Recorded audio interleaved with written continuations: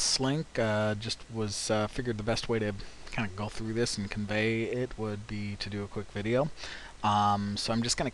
I'm a little long-winded when I talk, but I'll try to keep it short. I'll try to keep it ideally under 10 minutes, but I may end up going into a two-parter. But I'm just gonna kind of go through and kind of explain what I've kind of worked up and some of the ideas I had as far as a proposal. I've been working with Coco the last couple of nights, going over these, and she's been checking my assumptions and whatnot. So I'm fairly confident in this assumptions. I'll let her, communicate how she feels about the whole thing. But anyway, what I'm looking at is this is basically a comparison of the current scale and the proposed new scale.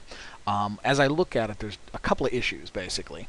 The first is, as a miner, the scale motivates me to mine the exact things that you need the least, and it demotivates me to mine the things that you need the most. Now, I'm happy to, the last couple nights I've been mining a ton of Veldspar, despite the fact that it makes a lot less.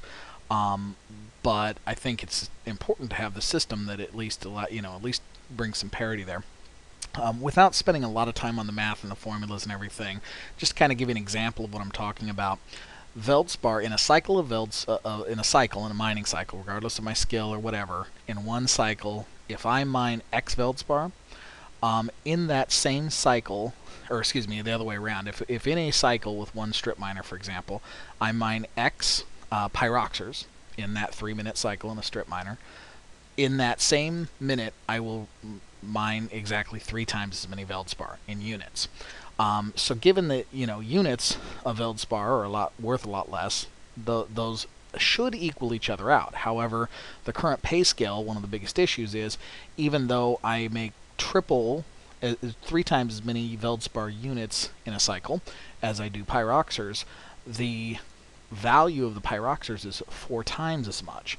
So when you compare it, when you normalize everything, you end up with a disparity there, and it's basically much more profitable, to the tune of like 40% difference between the high end and the low end. So anyway, that was kind of the original issue, is I saw you guys having a huge tritanium need, and I don't know now I don't know how many people are going to do the math like I did and could tell you down to the penny what the differences are. But whether it's somebody who'd like me who does the math and knows it to the penny, or somebody who just over time goes, man, I don't make squat when I mine this, and I make a lot more when I mine that.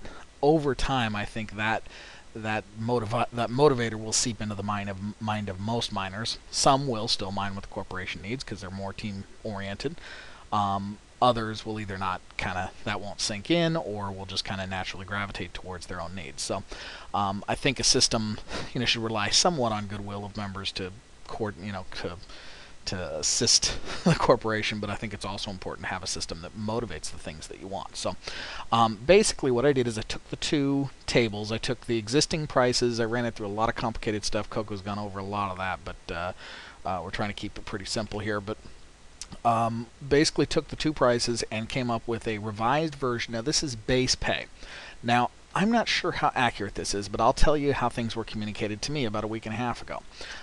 This chart, this base pay scale, was communicated that was roughly half of what I'd receive in compensation. The other half would come in the form of perks, in the form of ships and equipment and so on. Now I get the concept, I love that. Personally, as I heard that, I was pretty skeptical. I was like, I highly doubt that. I doubt I'm going to actually get double in the end in value and ships and so on. But honestly, I don't think that's sustainable. I think that's a little bit of an overpromise, and I don't know if that was a miscommunication or if that was really the policy or the intent or whatever. But I think that was trying to deliver too much or try to promise too much. And one of the issues with that is it's very intangible. As a member, it's difficult for me to, when it's just this loose, you got to ask the corporation for whatever. I'm a self-sufficient guy. I like to pay for my own stuff, and it's a very uncomfortable process for me to say, hey guys, can I have some free stuff? Because it's just, I don't know. And then other people, there's different people will take advantage of that. People will just ask for a bunch of free stuff, mine very little, and then bail on you. So I tend to like something that's a little more tangible. If part of what you're using to motivate people to mine for you is to give them something tangible to work towards. Anyway, I've got a system a proposed system that'll kind of take the place of that. But The current system, as communicated to me, means that on average, based on this column is the current pay, this is the rough percentage of current market, roughly. I mean, this is a moving target, but we went over these pretty good. Over time, this is roughly the portion of market, and as you can see, that averages to about 67.1%. And talking to Coco, it sounds like that scale ends up coming in quite a bit lower than what you guys were aiming for. The new one basically does a lot of shifting towards those middle grounds. The things that you really want, which is Scordite and Veldspar, it brings the closer to market. It brings the what you pay closer to market, but on average, it still keeps everything right at about 78%. Now that's just with these numbers. Obviously, they could be tweaked, but based on this current proposed list, that takes you from what you pay base 67% to 78%. And then from there, rather than having what I consider an over pie in the sky, unrealistic bonus perk system that's fairly abstract, a more concrete, and also for the pay to the SMs and the station managers and the region managers, to have something more tangible that can be measured. It can help people track their progress, help plan a little bit better so you know what to produce for members and so on. So, and in the end, the new system looks better. It's easier to sell, in my opinion anyway, but it ultimately costs you less. That is, assuming you actually end up delivering on the double. And believe me, I'm going to use myself as an example in some of the next part, but I'm not worried about it. I'm not complaining or anything. I'm just using my experience as an example to kind of give you that miner's perspective. So anyway, I am going to go to the next page.